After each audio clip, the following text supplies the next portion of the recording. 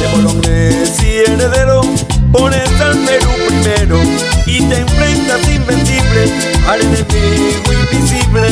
De Bolognesi heredero, pones al Perú primero y te enfrentas invencible al enemigo invisible. Con el alma peregrina, solidaria y muy valiente. Tu comida y medicina la compartes con tu gente. Con el alma peregrina, solidaria y muy valiente. Tu comida y medicina la compartes con tu gente.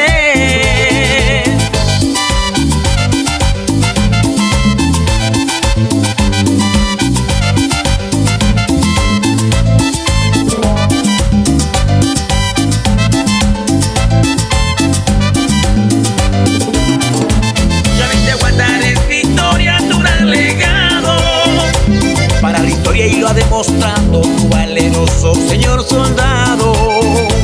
Hoy resuenan las trompetas y el tañir de un campanario.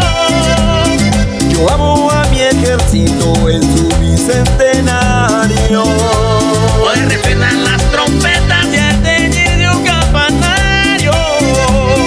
Yo amo a mi ejército en su bicentenario.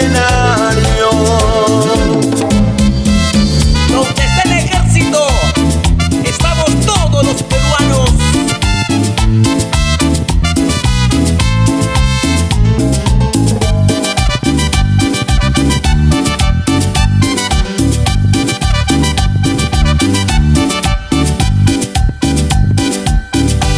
De Bolognesi heredero, pones al Perú primero y te enfrentas invencible al enemigo invisible.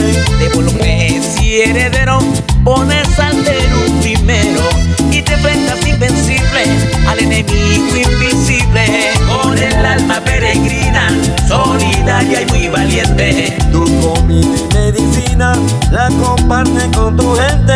Con el alma peregrina, solidaria y muy valiente. Tu comida y medicina la compartes con tu gente.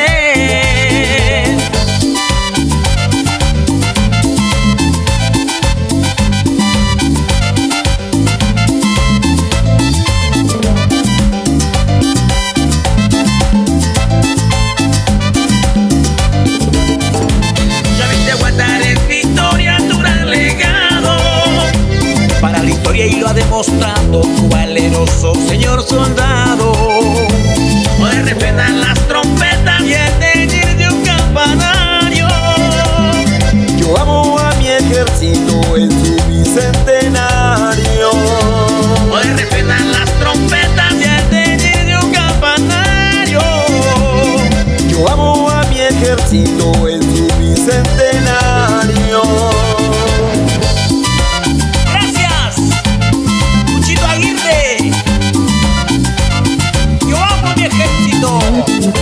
¡Sí, señor!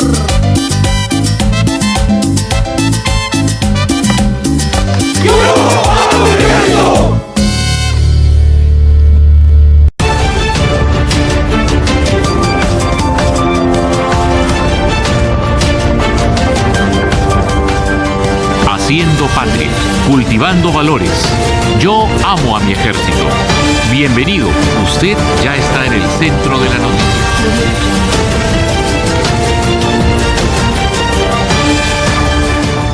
Amigos, buenas noches y bienvenidos a su programa Yo amo a mi ejército. Programa realizado con la finalidad de cultivar valores y acrecentar el amor y respeto a la patria. Damos inicio a este programa contándoles que esta semana se cumplió un año del fallecimiento del destacado periodista Alberto Cuquín Maturana, ícono del periodismo nacional. El programa se llama Yo amo a mi ejército y Alberto Cuquín Maturana amaba a su ejército. Nosotros realizamos previamente a su deceso una entrevista y conversamos con él y queremos recordarlo así. Veamos.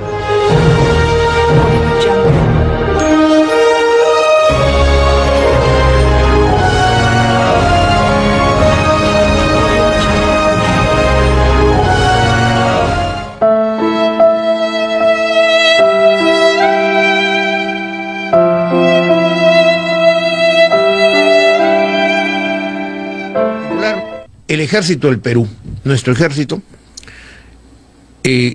ha cumplido un rol importante a lo largo de toda esta historia que le estoy contando. Y por eso que hemos querido poner la nota en esta jornada de entrevista que nos permita conocer efectivamente qué ejército a estas alturas tenemos. Un ejército disuasivo, con un ejército moderno, un ejército que tiene la capacidad para atender, por ejemplo, emergencias como los que están anunciando, fenómeno del Niño. Yo sé que el ejército está preparado, sus unidades de ingeniería, sus equipos están preparados para eventualmente un fenómeno del Niño que pueda resultar devastador. Por eso no se...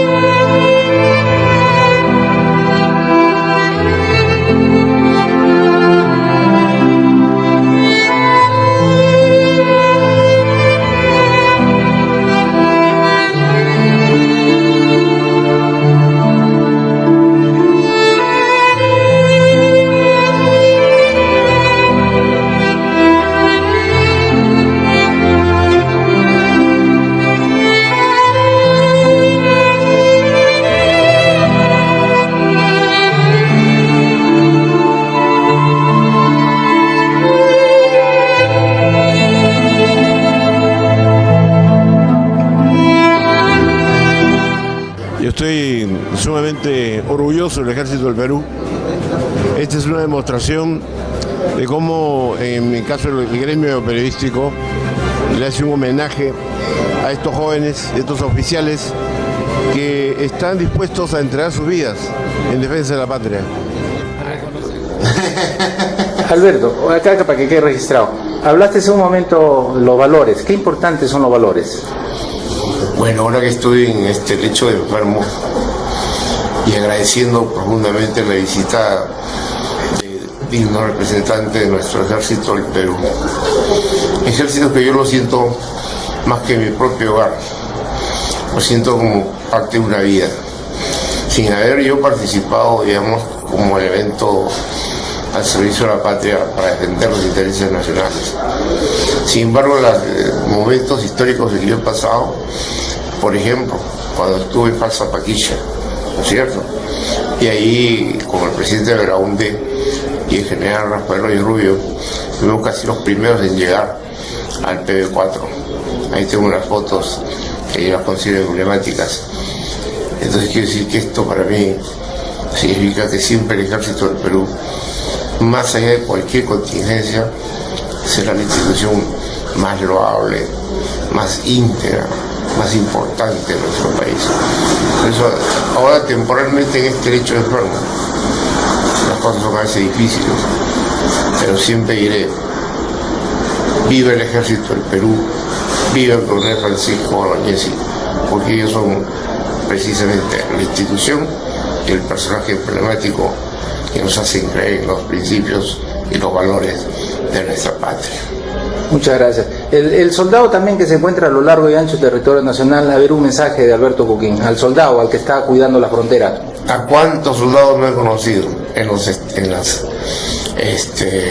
todos aquellos destacamentos antisubversivos del pasado, donde yo he invitado a instalar unas conferencias sobre comunicaciones? A ese soldado que está en la lejanía, que está, yo diría, no en el abandono total, pero sí en esa lejanía que a veces implica abandono, evidentemente, porque no está cerca de los tuyos, ¿no? Pero a ese soldado que entrega su vida, que le da la dedicación de defensa a la patria, sin pedir nada a cambio, hermano, nada. Ese soldado como el del Cenepa, jovencitos que murieron en el Cenepa, para mí es más que suficiente que mi ejército me dé un fusil y un destino, y yo estaré preparado en la primera fila para la defensa de nuestro glorioso territorio nacional, para la defensa de nuestra soberanía. Gloria a Bolognesi en la eternidad.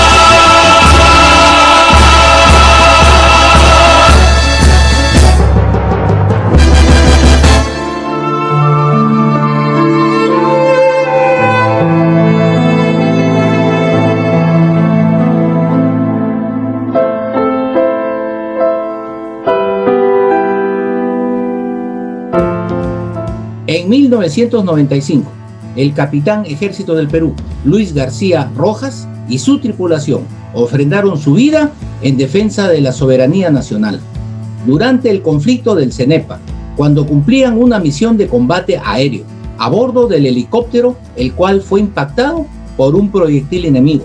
Nuestro programa, Yo Amo a mi Ejército, entrevistó a su amada esposa y a su piloto instructor.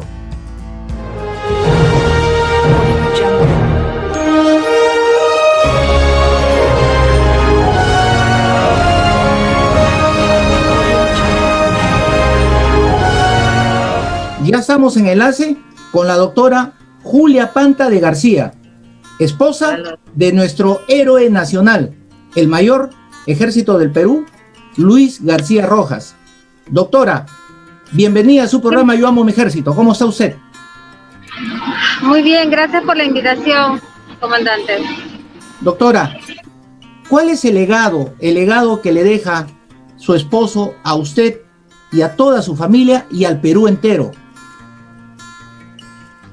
Como siempre he indicado, o sea, los héroes no son seres mitológicos, los héroes existen. Luis Alberto, con el legado de su hazaña heroica, dejó una enseñanza, que es que cualquier persona, cualquier soldado de cualquier parte del mundo, de cualquier parte del Perú, un soldado que ama su patria, de provincia, un chico provinciano, que no tiene un apellido ribombante, solamente García, puede llegar a ser héroe, ¿no? Y tanto que hablamos de la identidad y de los valores, pues justamente de eso se trata, ¿no? De dejar una identidad tan clara, que enseñar cómo en este siglo también hay gente que dé su vida por la patria. Así es, doctora. Nosotros, como miembros del Ejército del Perú, nos sentimos muy orgullosos de que su esposo, nuestro héroe nacional, haya dejado pues un legado de valor, de patriotismo, que es un ejemplo para toda la juventud que tenemos hoy. Y no le damos el valor que en realidad tiene, ¿no? Para ser héroe tienes que haber muerto. No existen héroes vivos. La ley lo indica y todo lo indica. O sea, tienes que haber dado lo más valioso que tienes, que es tu vida, ¿no? Y haber muerto más allá de su deber. Lamentablemente los que fallecen en diferentes actos pues son mártires. Héroe tiene que haber sido más allá de su deber. Yo he escrito un libro que la difusión es gratuita, usted lo puede descargar gratuitamente para que se enteren todos qué es el acto heroico que Luis Alberto realizó y por qué fue declarado héroe. El libro es www.elvalordelalealtad.com. Ahí pueden descargar, ver fotos, testimonios de militares, de civiles, que dan fe del acto heroico que hizo Luis Alberto, ¿no? Más allá de su deber. Doctora, a nombre del programa Yo Amo mi Ejército, muchas gracias por concedernos esta pequeña entrevista.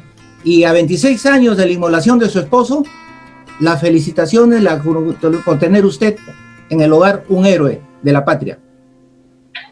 Muchas gracias y bendiciones a toda la familia militar. Creo que gracias, con esto doctora, también, permiso, gracias. Con esto también creo que con esto demostramos el valor que tiene la familia militar, ¿no? Que a la vez que ustedes luchan por la patria, nosotros luchamos por nuestros militares. Así es. Y la familia militar pues tiene un tremendo significado de valores para todo el Perú, y eso es cierto, eso es cierto. Muchas gracias, doctora. Un placer, hasta luego. Hasta luego, doctora, hasta luego. Bien, fue la señora esposa de nuestro héroe nacional, el mayor Luis García Rojas. En estos momentos nos trasladamos hacia la ciudad de Trujillo para entrevistar al teniente coronel, piloto de la aviación del ejército, quien fue instructor de nuestro héroe nacional. Es el teniente coronel Jorge Medina Urbina. Comandante, bienvenido al programa. Buenas noches, comandante Bravo. Mucha satisfacción de que su programa me esté entrevistando en estos momentos, porque sinceramente lo veo siempre. Es muy bueno. Bienvenido, comandante. Usted fue amigo de Luis García. Usted también fue instructor. Voló muchas horas con él en helicóptero. Usted lo conoce. Hay detalles que pocos conocen. Cuéntenos, por favor. ¿Quién era MacGyver? sinceramente, la historia recoge el heroísmo de tanta gente. En este caso voy a hablar del héroe Luis Alberto García Rojas, héroe nacional, el último héroe reconocido de nuestra patria. Él se ofreció voluntario, puso el pecho para encabezar la escuadrilla que atacaba, me parece, Coacos. Entonces, ahí no hay vuelta que darle. Él es héroe. Él se llenó de valor, de coraje, y cuando todo piloto va a cumplir una misión, sea en el Guayaga, sea en el CENEPA, sea en Comaina, sea donde misiones de combate, pone de lado la familia, pone de lado su vida, y va y cumple la misión.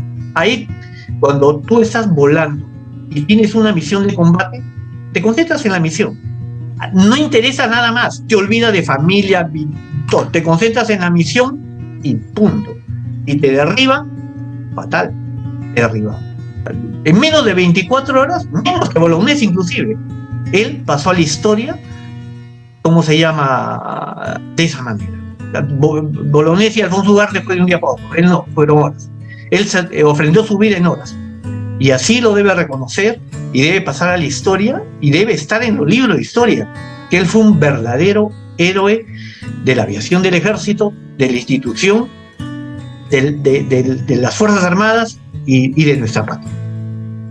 Comandante, hoy se hizo más fuerte el lema, por la gloria del Perú.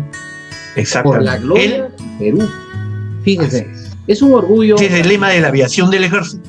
Así es. Por la gloria del Perú. Y fue nombrado patrono de la aviación del ejército. A mucha honra y con justo reconocimiento.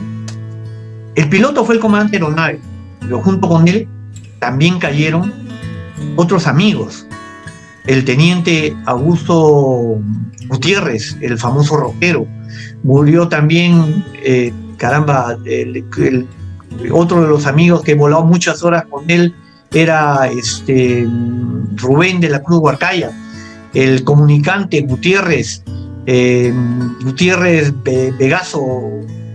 Gustavo Gutiérrez, Gustavo Vegaso. También ahí murió el armamentista Castilla de Castillo Velarde, Cacharrón. O sea, es toda una tripulación que muere, toda una tripulación que ofrenda su vida conjuntamente con el piloto. Pero lógicamente el piloto es el que tiene la mano, es el que entra. Pero los han acompañado también esos muchachos. Son parte del equipo. Son parte del equipo. Quiero hacerles también un reconocimiento especial a toda esa tripulación. Y también, si ojalá esto lo vea su esposa, Peggy, gracias por haber luchado. Saludo a ti, a tus hijas. Gracias.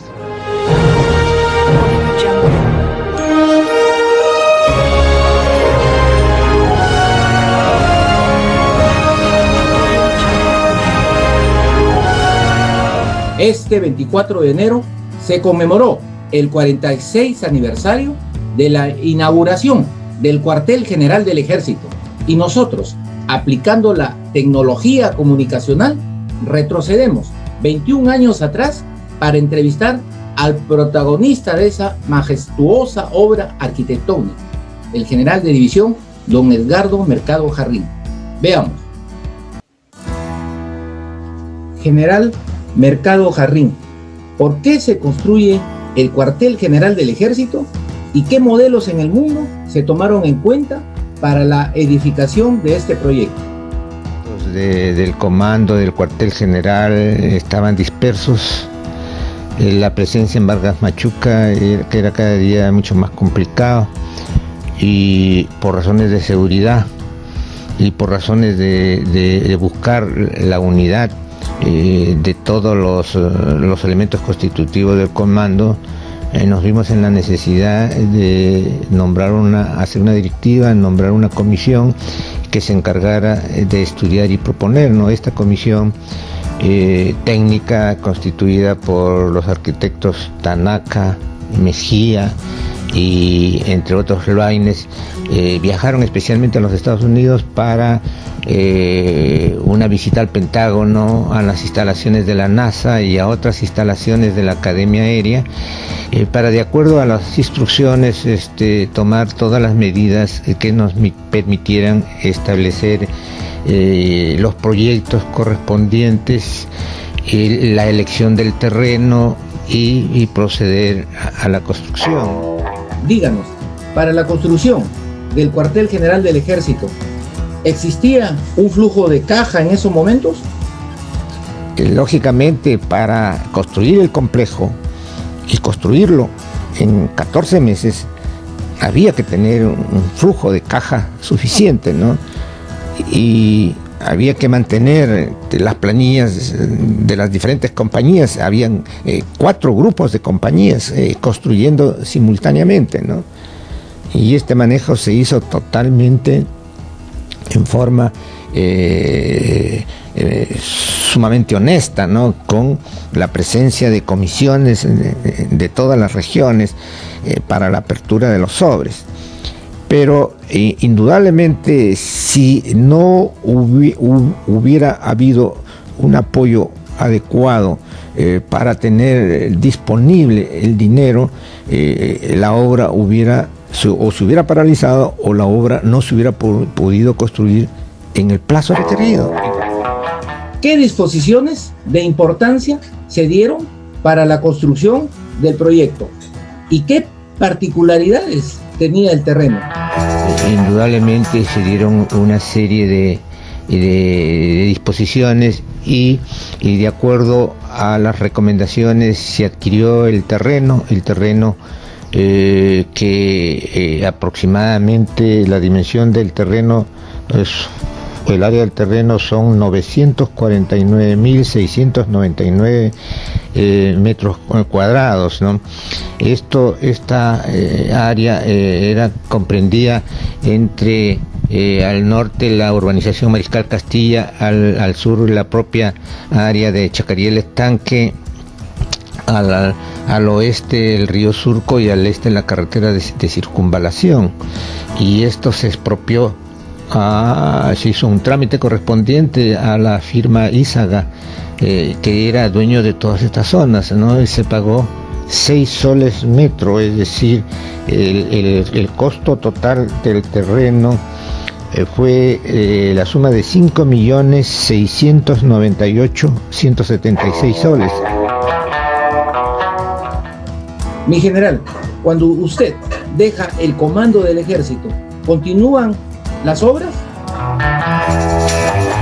Cuando yo salí del comando no se pudo seguir con la construcción de muchas otras, como el Boulevard de los Héroes al frente, o como el puesto Comando Soterrado. Inclusive estábamos programados hasta una pista de aterrizaje para aviones pequeños.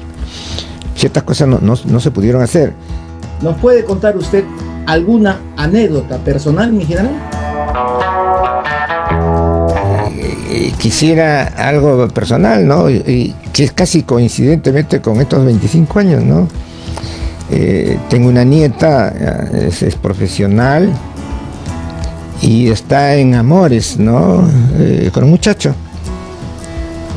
Y la primera vez que el muchacho la conoce, le pregunta: ¿tú eres Jusco Mercado? Sí, le dice. ¿Y tú qué cosa eres del general Mercado Jarrín? Él es mi abuelo. Le dice, ¿es tu abuelo? Bueno, tu abuelo le expropió a mi abuelo toda la zona urbanizada de Chacarí del Estanque. Y bueno, hoy día están en amores. Mi general, la construcción del cuartel general del ejército fue ejecutada con una visión de futuro. ¿Qué pasa? En el ejército, cuando se construye una obra así de esta envergadura, con el crecimiento y con los años, uno termina por hacer unas construcciones clandestinas y se va rompiendo la arquitectura y la armonía.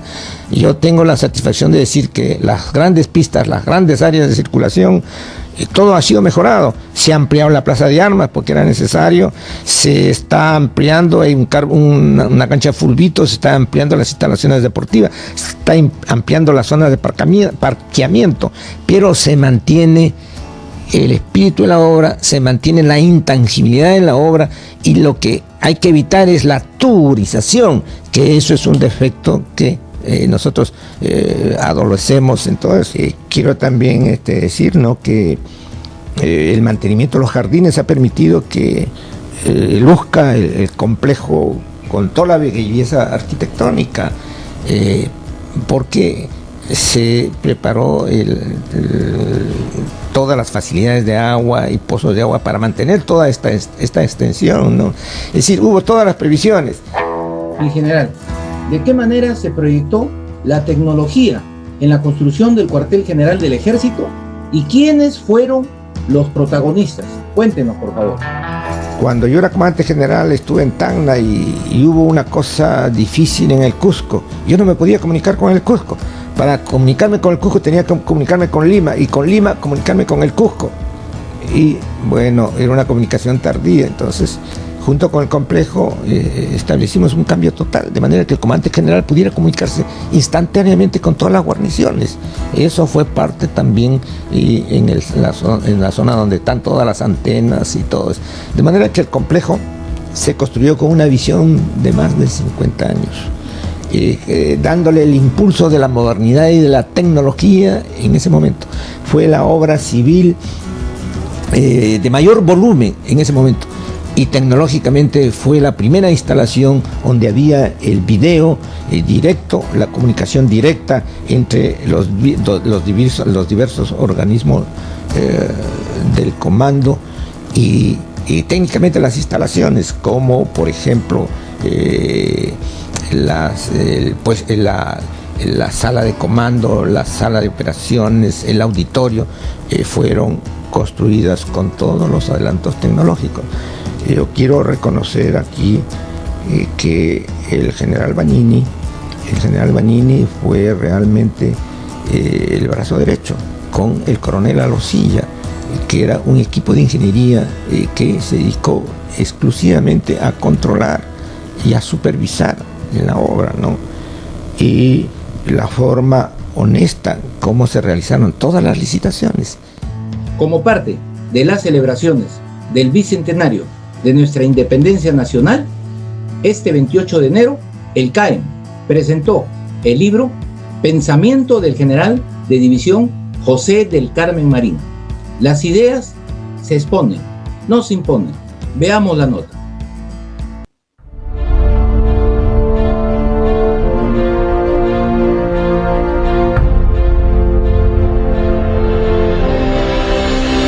Muy buenos días, soy el doctor Carlos Castilla Bendayán, director de investigaciones del Centro de Altos Estudios Nacionales del Perú. En esta oportunidad quiero hacer de vuestro conocimiento de que acabamos de editar y publicar un importante libro por nuestro fondo editorial que se denomina El pensamiento del general de división don José del Carmen Marín Arista a 70 años de fundación del Centro de Altos Estudios Nacionales. Este libro constituye un homenaje a nuestro creador, a nuestro fundador, el general Marín, quien fue un gran militar, pensador peruano que se adelantó a su época. Muchos de sus pensamientos e ideas continúan hasta la fecha, después de 70 años, completamente vigentes, y otros, con pequeñas adaptaciones, todavía reflejan el sentido de lo que pensaba este ilustre militar. Este libro ha sido escrito por un exalumno de nuestro CAEN, el general de brigada don Marco Antonio Merino Amanta, y en este libro se refleja como manifiesto el pensamiento del general, pero partiendo desde el sentido del origen mismo del pensamiento Marín, las columnas de su pensamiento, algunos puntos de pensamiento crítico que ya el general analizaba en ese entonces, que de esto continúa vigente, cómo este pensamiento se llevó al hecho, pues el general Marín plasmó todos sus pensamientos en una serie de escritos y libros que han quedado como un legado para todos los herederos de la tradición de este centro de pensamiento que es el CAEN de su fundación. En este sentido, nosotros queremos también manifestarles a todo el público en general de que este 28 de enero a las 6:30 de la tarde realizaremos la presentación oficial del mismo, para el cual están ustedes cordialmente invitados como parte de este homenaje al pensamiento del general Marín y también como parte de las celebraciones del bicentenario de nuestra independencia nacional que celebramos este 28 de julio próximo. Los esperamos y también esperemos que sea de su agrado y de su interés este importante libro que acabamos de publicar. Muchas gracias.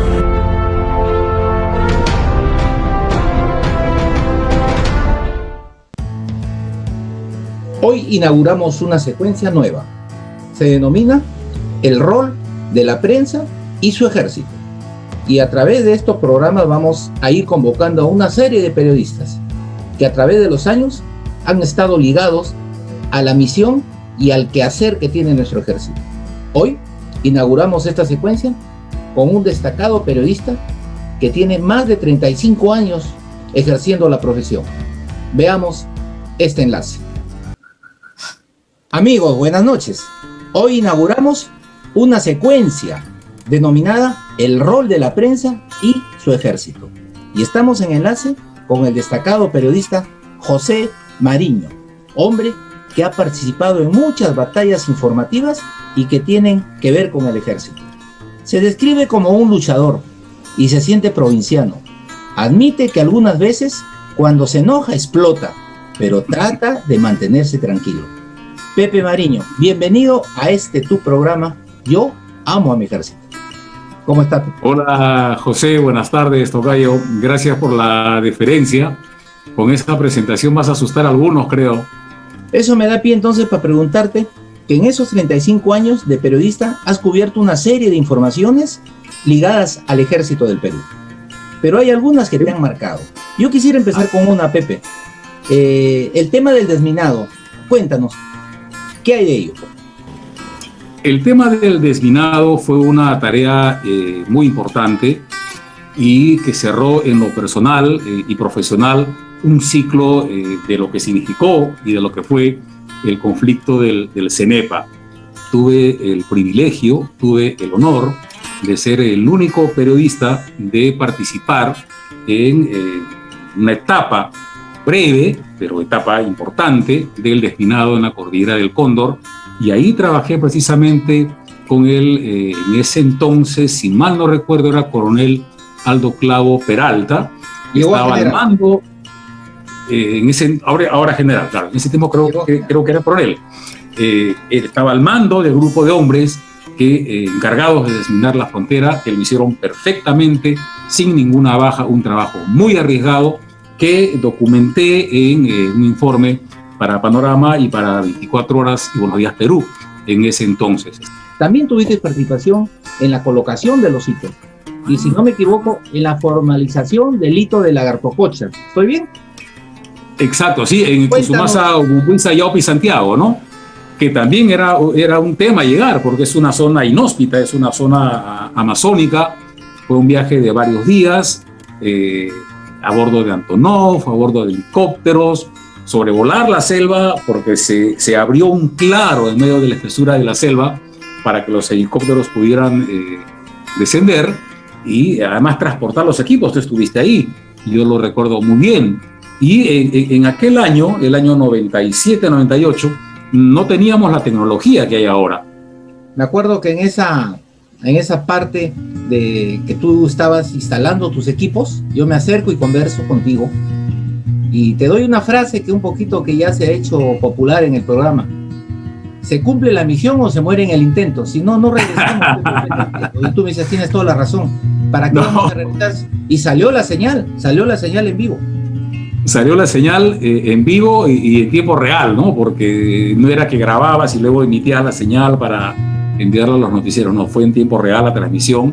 Y era una maravilla tener el flyaway y se hizo el trabajo y, como tú dices, se cumplió la misión. Se tiene que contar, como nos vas a contar ahora, la parte y tu participación en la Antártida.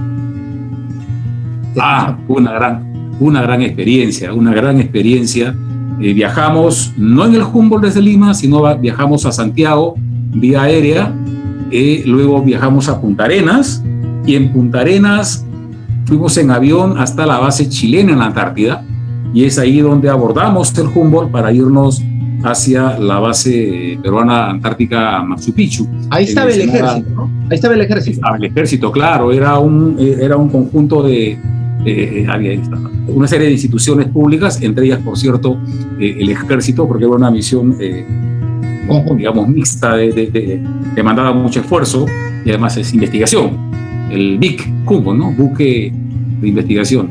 Y llegamos. Y hemos querido dejar ahora para esta última pregunta algo que ha hecho mucho daño al país, el terrorismo. Y tú tenías una frase que se ha hecho popular también, terrorismo nunca más. Y tuviste programas sobre esto y trataba de concientizar a toda la población para luchar por la paz. Y ahí también entra el ejército. Cuéntanos algunas anécdotas, Pepe. El objetivo era servir a mi patria una vez más, y en Buenos Días Perú generé un segmento que se llamó precisamente Terrorismo Nunca Más, con imágenes de archivo de la época, para evitar, porque tú sabes cómo sistemáticamente estos grupos proterroristas tratan de desprestigiar a las Fuerzas Armadas, a la Policía Nacional, a la información real, pretenden reescribir una historia que nunca existió, y para evitar que me criticaran que estoy interpretando la realidad, trabajamos con los archivos de la época. Los archivos de la época, con el reportero que hizo la nota, con el tiempo, con las imágenes, y las empezamos a transmitir en este segmento que se llamó Terrorismo Nunca Más, que fue un trabajo muy doloroso. Y tuve un equipo de gente que me ayudó en ese tiempo. Yo era director de Buenos Días Perú. Había cosas que uno había olvidado. El país atacado y desangrado sistemáticamente por esta banda genocida, por estas dos bandas genocidas, estas bandas terroristas, y el material estaba en cassettes, y ya no se utilizaban cassettes el año 2012. Había que convertirlo. Había que destapar los cassettes, destornillar las tapas, limpiar manualmente las cintas para poder reconvertir. Un trabajo muy doloroso que nos quebró muchas veces al ver imágenes de aquella época muy duras, pero que se tienen que conocer tal y cual, más seguros. Eso es bueno recordarlo. Por eso que traigo esto a colación. Y no, gracias. La otra que me acuerdo, así ya, esta para terminar. Habíamos grabado un videoclip con Dilber Aguilar, El Recluta. Y yo llego al Canal 5 con mi cassette. Entonces, pido hablar contigo, y tú me dices, tocayo, me dices, pero ya está el programa, me dice, ya está la pauta, está todo, no puedo cortar nada. Pero le digo, Pepe, no hay soldados en los cuarteles. Y El Recluta llega, porque ¿no? Lo hemos hecho con Dilber Aguilar, un informe, todo eso. Me dice, tocayo, lo voy a hacer por mi ejército. Y sacaste una nota que hasta ahora me acuerdo que era del presidente Toledo. Se la sacaste de la pauta y pusiste ese Recluta. Mira, he contado dos gestos que hablan mucho. Había que poner cosas más interesantes, Pepe. Mira, he contado estos dos gestos tuyos que hablan mucho de tu entrega como periodista y de tu cariño a tu ejército. Por eso, permíteme agradecerte, Pepe, por todo lo que representas para nosotros como institución. Muy amable por haber estado en el programa. Tu palabra final. No, amabilidad de tu parte, generosidad tuya, Pepe, por esas palabras que recibo y valoro y aprecio con cariño. Adelante con tu proyecto. Es un proyecto tuyo, es un proyecto personal, no es un proyecto del ejército como institución tutelar. Has llenado un vacío que estaba ahí, que no se trataba, que no se tocaba, y es importante que la gente, reitero, que los peruanos sepamos qué se hace, qué hace el ejército en el día a día, en las zonas de frontera, en las zonas de conflicto, en el Brain, donde siguen asesinando a nuestros soldados. Sí, permíteme, en esa parte que has tocado de que no es un programa del ejército, yo lo considero que sí es un programa del ejército. ¿Sabes por qué? Porque yo soy un oficial del ejército, que se fue de baja. No, me refería a la producción es tuya. Claro, se fue de baja con 34 años de servicio, y toda mi vida estuve asesor de la Oficina de Información del Ejército, de comandantes generales, y caramba, he vivido pues 40 años con la prensa. Y ahora que hemos estado con esta pandemia, tuve que cuidarme, como lo han hecho todos los que somos un poco vulnerables, y me reinvento, y todas esas experiencias las vuelvo acá. Entonces sale una cosa con pasión, ¿te das cuenta? Entonces, y sé que mi ejército, caramba, todo el mundo ama a su ejército. Lo único que estoy haciendo es hacerle recordar, porque el ejército en todo el país, a lo largo y ancho del territorio, es querido, es amado, es respetado. Esa es la finalidad del programa. Pepe, te agradezco. Muchas gracias. No, me parece perfecto, Tocayo. El país es más grande que lo que vemos todos los días en la gran prensa. Pareciera que en el Perú no hay cosas buenas, pero sí hay cosas buenas que contar, y siempre hay historias buenas que contar, siempre hay crónicas buenas que compartir, y que se debería hacer como una obligación moral también, porque eso nos levanta el ánimo y nos hace ver que el Perú, nuestro país, con todos sus problemas, continúa adelante por el trabajo de mucha gente anónima que lo hace caminar y evita que se caiga. Dentro de ese grupo de peruanos de bien, los miembros del ejército. Oh, muchas gracias, Pepe, muy amable. Permiso. Un abrazo. Saludos. Gracias, Pepe.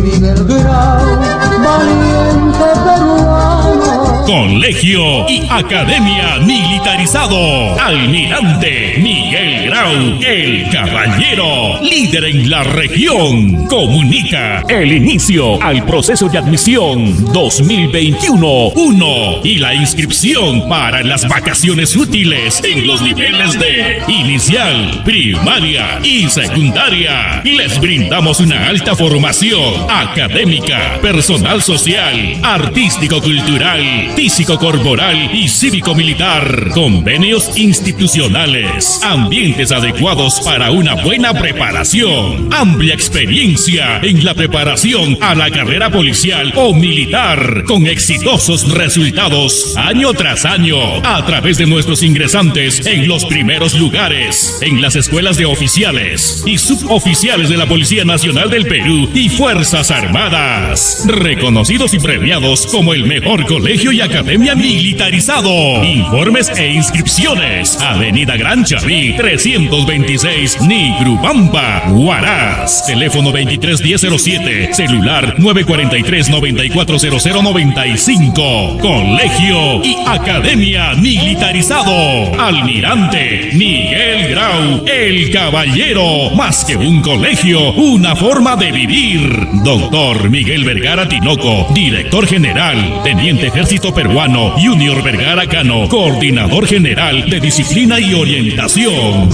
Miguel Grau, valiente peruano.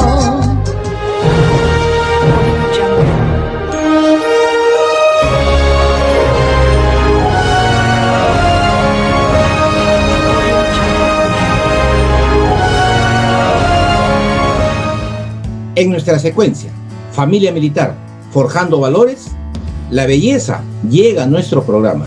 Se trata de Sendy Manzaneda Cipriani, hija de un destacado oficial del Ejército del Perú, paracaidista. Veamos el informe.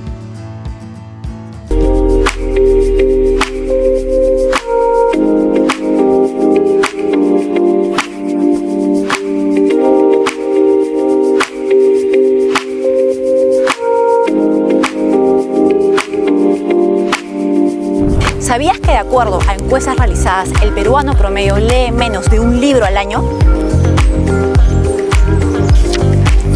Para cambiar esa estadística nace un nuevo programa que te invitará a descubrir el placer de la lectura. Recomendación de libros, entrevistas a escritores y descubrimiento de nuevos talentos, todo eso y mucho más. Y como dijo Borges, uno es grande por lo que lee, no por lo que escribe. Así que no te lo pierdas, solo aquí por UTP TV. Buenas noches, estamos en enlace con Sendy Manzaneda Cipriani. Pertenece a la familia militar de nuestro ejército, estudió en el colegio Pedro Ruiz Gallo, se inició como reportera y periodista en la Oficina de Información del Ejército. Sendy, bienvenida al programa Yo Amo a mi Ejército. Primero, agradecerle mucho, comandante Bravo, por esta invitación. Para mí es más que un placer estar con usted en este programa que yo veo todas las semanas, y sobre todo con usted, que de verdad, si yo estoy acá y sé de comunicaciones, es gracias a usted, porque yo tuve el gusto y de tener toda la enseñanza que usted me ha dado. Ah, no, claro, bienvenida y gracias por las palabras, Cindy. Vamos a la pregunta. La familia militar y el ejército, ¿qué representan para ti, Cindy? Bueno, la familia militar y el ejército para mí es todo, ¿no? O sea, es la columna vertebral, es mi padre. Mi padre es, bueno, en paz descanse, pero nunca deja de ser militar. Tuve la oportunidad también de trabajar en la Oficina de Información del Ejército, conozco de pe a pa toda la estructura del Ejército, entonces es muy fuerte y muy duro a veces hablar del Ejército para mí, porque es la misión de la patria y sobre todo llevarlo con honor, ¿no? Y llevarlo con transparencia. Sí, y nosotros hemos hecho también varias entrevistas y notamos que hay un nexo, ¿no? Hay un nexo de la familia militar, es todo un equipo. Mi papá me enseñó a mí a que si me caía me tenía que levantar.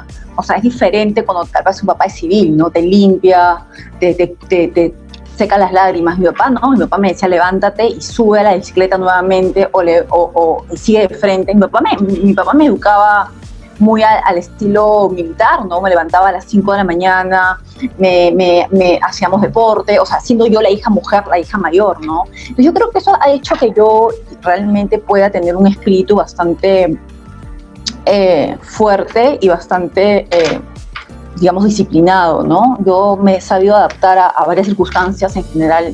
Ahora me estoy adaptando a la pandemia.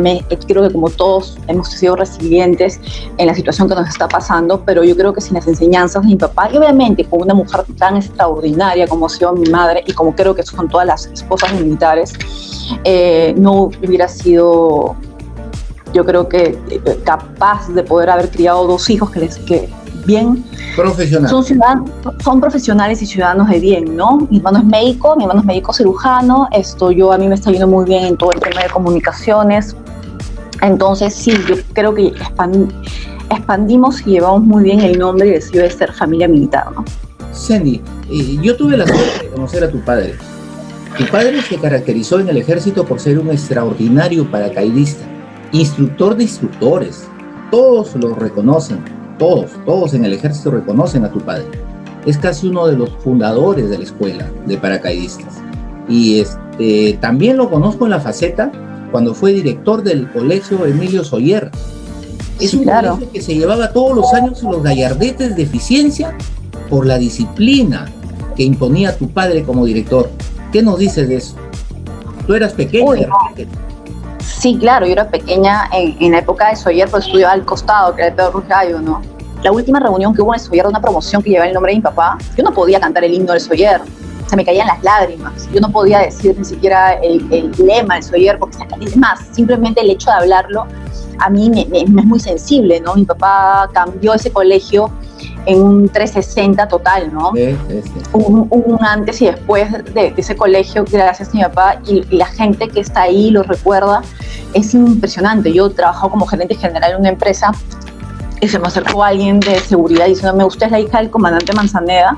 Yo sí, claro, soy mi director y gracias a él soy lo que soy, porque si no hubiera sido por él. La formación que te dio tu padre, la formación que te dio el colegio Pedro Ruiz Gallo, y tu paso por la Oficina de Información del Ejército, como parte de la familia militar, ¿qué objetivos tienes hoy que decirnos?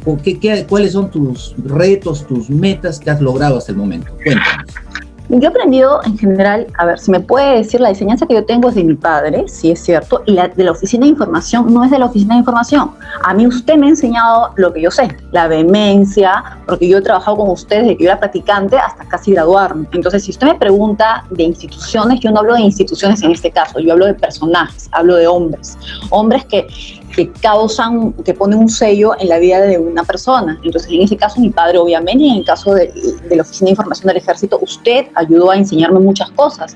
Me enseñó que con pocos recursos se pueden hacer grandes situaciones, hasta podemos tener titulares, simplemente con el tema de relaciones, ¿no? Era increíble cómo simplemente la amistad, que ni siquiera era una amistad, sino usted creaba la amistad con un periodista o con un director. Claro, hubieron madrugadas, hubieron viajes interminables, o sea, prácticamente de pasar a papá soldado a pasar a jefe soldado. La Oficina de Información del Ejército, y obviamente trabajando con usted, me ayudó a que no es necesario, dame tal cosa, necesito dinero para tal cosa, para lograr tal cosa. No, acá las cosas se lograban con cero recursos. Yo me acuerdo que ese era el término, cero recursos. No teníamos a veces nada, o lo mínimo como toda institución del Estado.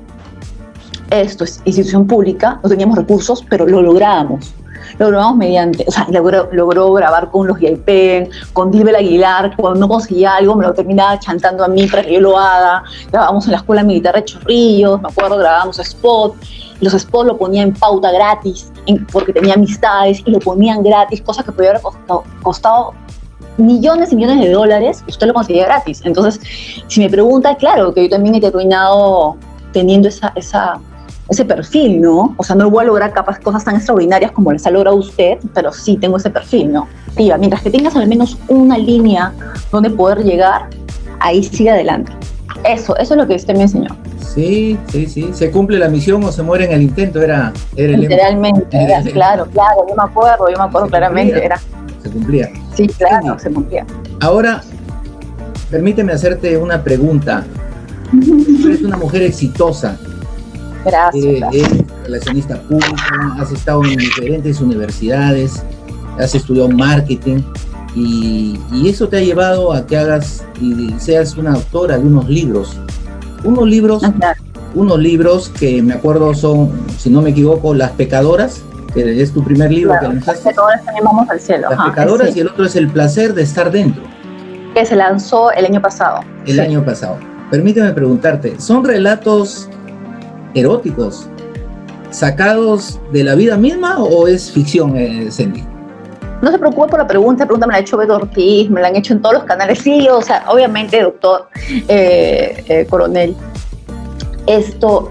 son ficción. Imagínense, pues, si yo hubiera escrito Platero y yo tendría viviendo un burro en mi casa, ¿no? O sea, no, pues, o sea, son ficciones. O sea, la gente escribe relato de guerra. O sea, siempre he dicho que el tema de la literatura erótica es como narrar una guerra.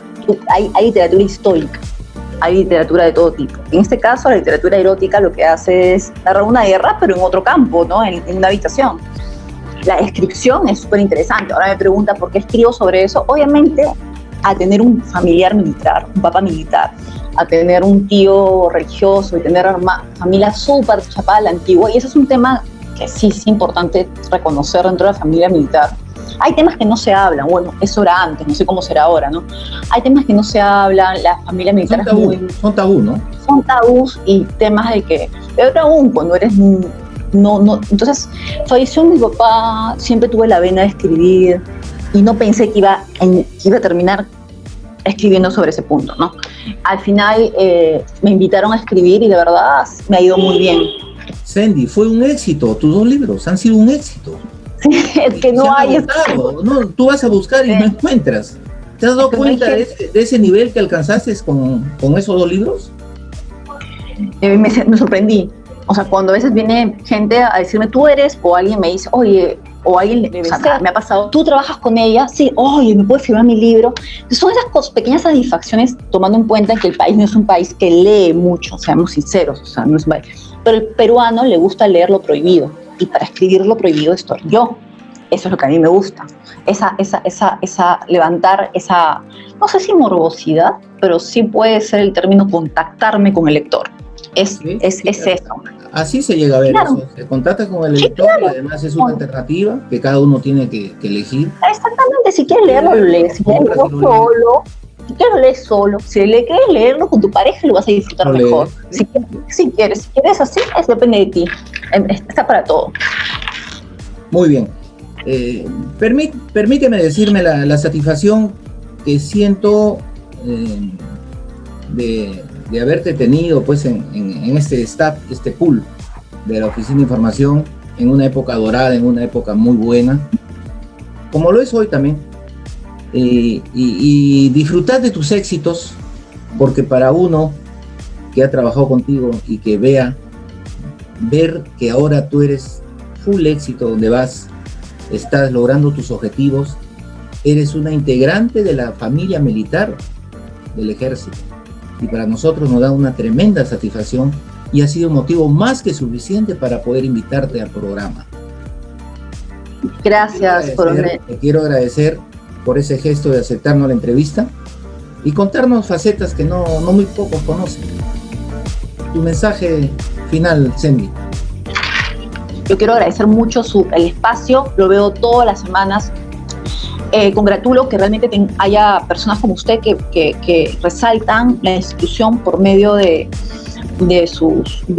trabajos audiovisuales tan valiosos como el de usted, y tomar la idea para poder hacer producciones tal vez no solamente del ejército, a nivel Fuerzas Armadas, ¿no? Qué bien. Muchas gracias, Sendy, entonces por la entrevista. Gracias, coronel. Cuídense mucho, un beso a su familia. Nos vemos.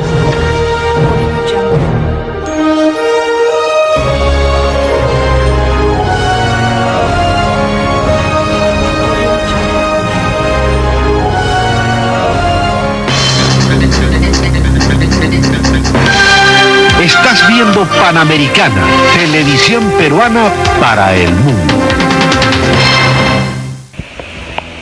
Hola, mi nombre es Renato Canales, soy periodista hace 38 años, 37 en televisión, y solo quería comentarles que el programa Yo Amo a mi Ejército que he podido apreciar me parece muy profesional, muy bien editado, moderno, lo cual indica que hay un trabajo concienzudo detrás de toda la producción. Yo quisiera en algún momento colaborar, si ustedes desean, con algún tipo de difusión, y además desearles de que este espacio, que me imagino es bien recibido por la familia del ejército, pueda seguir ampliándose y pueda seguir llegando a las demás instituciones del país. Suerte. Amigos, hoy inauguramos una nueva secuencia en nuestro programa.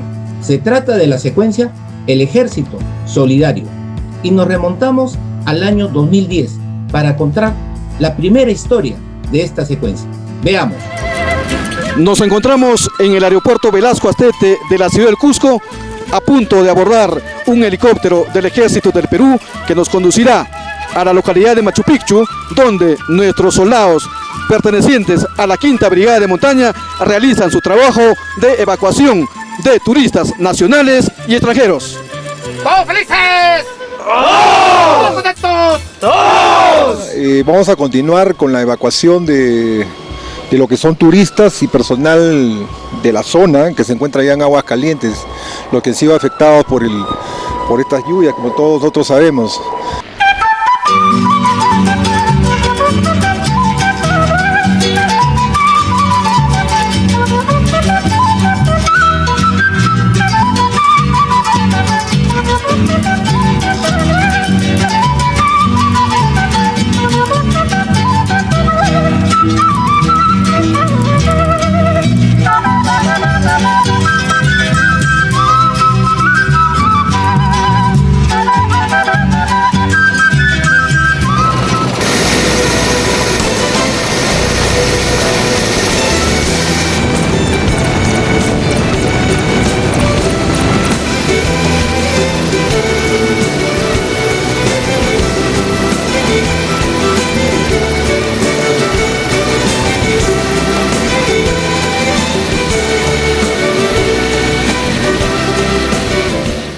Machu Picchu hizo noticia en enero del 2010 por la cantidad de personas turistas que habían quedado aisladas por el corte del servicio de tren o las lluvias. Hubo un promedio de 1.500 a 2.000 turistas varados y, como siempre, nuestro ejército al rescate. Y para conversar sobre ello, hemos invitado a dos protagonistas de ese hecho: el coronel Jesús Iparraguirre, piloto de la aviación del ejército, que participó en el rescate, y al señor Tomás Tafur, quien era el reportero en esa oportunidad. Coronel Iparraguirre, amigo Jesús, bienvenido al programa. Muchas gracias, Pepe. Qué gusto verte. Gracias por la invitación a tu programa, el cual yo lo sigo y tiene una total audiencia últimamente, ¿no? Tiene bien participado. Me da mucho gusto estar acá y poder recordar, ¿no? Estas hazañas que se hicieron cuando yo era participante en la aviación del ejército. Bienvenido Jesús. Gracias. Tomás Zafur, bienvenido al programa. Muchas gracias, comandante Bravo. Es un honor para mí participar en tu programa Yo Amo a mi Ejército. Saludos a todos ustedes, la audiencia, que en este momento nos están viendo. Gracias, Pepe. Bienvenido. Jesús, remontémonos a enero del año 2010. Momentos difíciles. 1.500, 2.000 turistas varados, desesperados, 5 días sin probar alimentos. Y como siempre, nuestra aviación del ejército, con su lema por la gloria del Perú, al rescate. Cuéntanos, por favor, los detalles. Claro, Pepe, esta no solo fue una operación, digamos, netamente donde participó la aviación del ejército, ¿no? Fue una operación que incluso incluyó compañías civiles o comerciales de helicópteros de acá del Perú. Participó la Fuerza Aérea, participó la Policía, participó el Ejército, y la compañía del ISUR, ¿no? Y participó en esa también otra compañía comercial que es Licusco.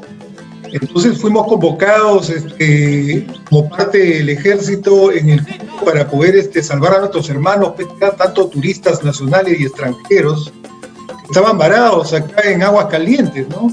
Porque la vía férrea, las condiciones meteorológicas que habían pasado los había aislado. Y como tú ya sabes, ya llevaba como 4 a 5 días, ya los alimentos y todo lo que ellos tenían allá en los hoteles donde ellos se encontraban ya estaban, digamos, ya estaban entonces colapsados. Entonces fuimos convocados para esta operación y bueno, fue una operación muy bonita porque en realidad nosotros, como nuestra misión, que es la Fuerza Armada y bueno, y nuestros compañeros que trabajan también en el Perú entero, dieron de sí, ¿no? Sin interés, a pesar de las condiciones meteorológicas y todos los aspectos que prácticamente eran difíciles en ese momento, ¿no? Logramos hacer la operación, se rescataron. Tú sabes que nosotros como Fuerzas Armadas, nuestra acción es desinteresada, es digamos, para eso estamos, ¿no? Nosotros para hacer acciones, digamos, difíciles, para que cuando nos llame el Estado para poder realizar esas operaciones, y no esperamos recompensa, ¿no? La única recompensa es quien sabe lo que tú estás haciendo en este momento, reconocer y recordar estos momentos. Yo ya los tenía en el pasado y quien sabe ya no me acordaba, ¿no? Pero son momentos que bonitos, en realidad, y de mucho valor, y gracias por tu reconocimiento también, de llamarme y poder participar en tu programa, ¿no? Me da mucho gusto, ¿no? Y yo creo que los hechos los conoces tú, todo, y todo lo que estuvieron participando. Estuvo un reportero, Tomás Tafur, quiero que él también, ahora es el doctor Tomás Tafur, y el cual en esa época participó y estaba con nosotros en los momentos muy difíciles, cambiando las condiciones meteorológicas y los momentos difíciles que presentaba esta operación. Muchas gracias.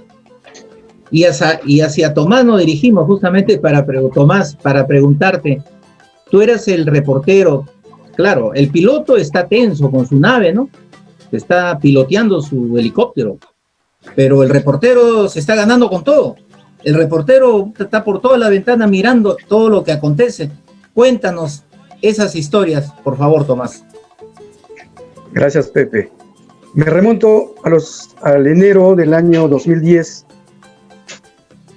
Ocurría que el río Urubamba, que precisamente pasa por Aguascalientes, habría sobrepasado el límite de sus aguas. Y fuimos convocados por la Dirección de Informaciones del Ejército para cubrir información respecto al rescate de los turistas nacionales y extranjeros que estaban varados en Machu Picchu. Recuerdo que primero llegamos, precisamente el coronel Jesús Iparraguirre era el piloto de la nave que viajamos. Llegamos al Cusco y ahí nos trasladamos a Ollantaytambo, ¿no es cierto? De ahí nos pasamos a Aguascalientes, donde se encontraban los turistas varados. ¿No? Una pregunta, Tomás. ¿Cómo veías tú, cómo era la satisfacción de esos turistas que en el video hemos visto estaban encolumnados al ver el helicóptero del ejército que llega al rescate? Cuéntanos esas expresiones que tú has visto. Impresionante, porque el ejército había improvisado precisamente en Aguascalientes un helipuerto. Ahí era la concentración de los turistas. Pero nosotros pudimos vivir un poco más con ellos en Aguascalientes, donde la gente, los turistas nacionales y extranjeros, llegaban precisamente de la Ciudadela a Aguascalientes. Aguascalientes se había colapsado en el sentido de que no había más hoteles, no había alojamiento, no había alimentos. Los turistas nacionales y extranjeros estaban en la vía pública, hacían ollas comunes, habían juegos recreativos para poder, porque eran varios días que estaban ahí atrapados, digamos, por la consecuencia de la naturaleza, en este caso, ¿no? Los turistas nacionales y extranjeros no había agua, Pepe, no había agua. Imagínense, no había agua y la gente muy desesperada por tomar agua, buscar alimentos. Y precisamente en esas circunstancias muy difíciles es donde llega el ejército, también la Policía Nacional y otras empresas de transporte aéreo, y hacen la operación rescate de los turistas. Nosotros acompañamos a nuestro ejército a la 5ª Brigada de Montaña.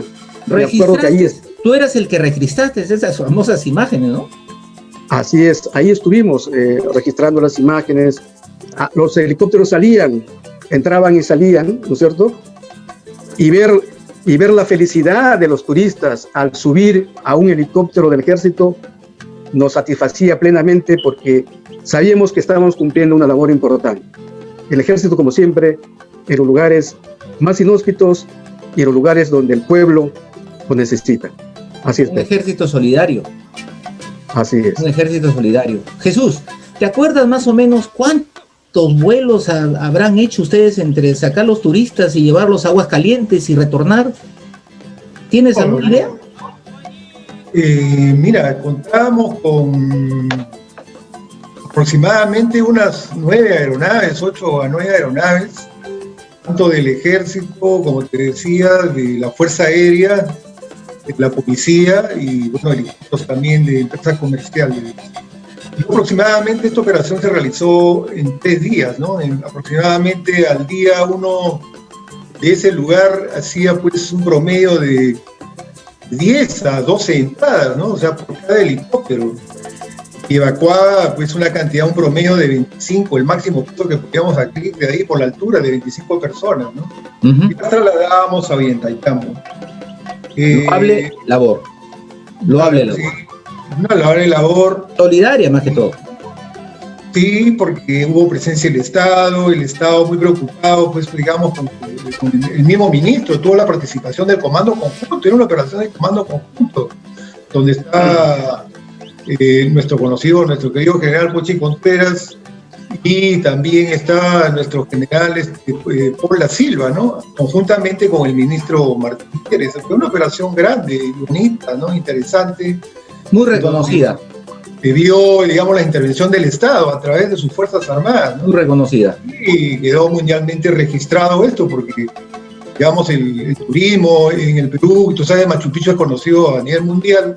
Así es. Y creo que al Perú lo conocen por Machu Picchu, entonces imagínate que haya una intervención así, ante un hecho de condiciones meteorológicas, de aislamiento, que haya una participación a nivel mundial, noticia mundial. Y se vio pues que verdaderamente una intervención y quedó normal, y yo creo que el turista tenía ganas de regresar, y aparte fue para los turistas una experiencia, pues tú no tienes idea de que ellos están en un helicóptero, ser evacuados, y mirar, digamos, los tremendos cerros que tienen a costar para entrar a Machu Picchu. Para ellos era una cosa muy, muy, muy bonita. Ahora es espectacular cuando seguramente ven el video, pero cuando... Miramos a Vitorado, los turistas, ¿no? Los turistas estaban felices. Pero el ejército no solamente rescataba, el ejército llevaba agua, llevaba alimentos para los turistas.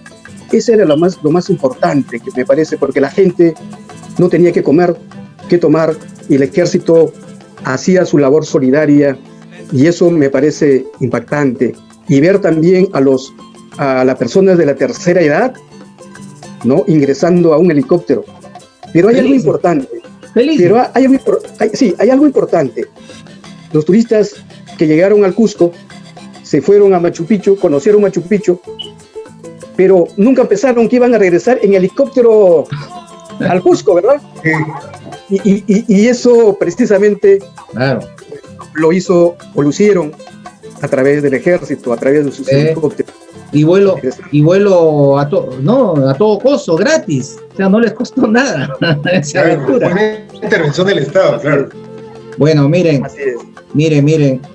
a nombre del programa Yo Amo Mi Ejército, el cual dirijo, quiero expresarles mi satisfacción por tener personas como ustedes, que en el momento esperado supieron sacar sus fuerzas de flaqueza para ayudar, solidarizarse con esa gente.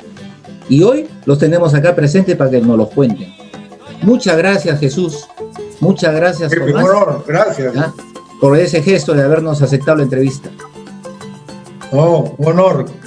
Gracias, Pepe. Gracias por tu programa. Excelente. Cada día tiene mayor difusión. Y bueno, yo soy un nacido seguidor, así que acá me tienes. Cualquier cosita. Un enorme abrazo. Gracias. Jesús, aprovecho las cámaras para, por favor, comprometerte públicamente, porque tú como has sido o eres porque sigues ejerciendo, ¿no?, el pilotaje, eres un extraordinario piloto de nuestra aviación del ejército y tienes unas historias, Jesús, que ya quisiéramos escucharlas. Así que te comprometo para contar una próxima historia, pero ya de historia de guerra y valor. ¿Qué te parece? Ok. Trato hecho entonces. Tomás, claro, muchas gracias. Ok.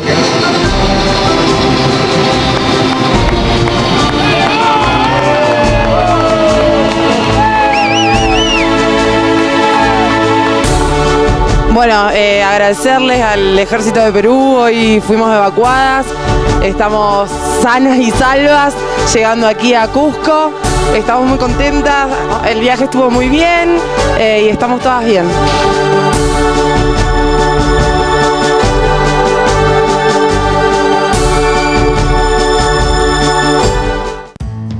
Brillante la labor de nuestros soldados, siempre solidarios.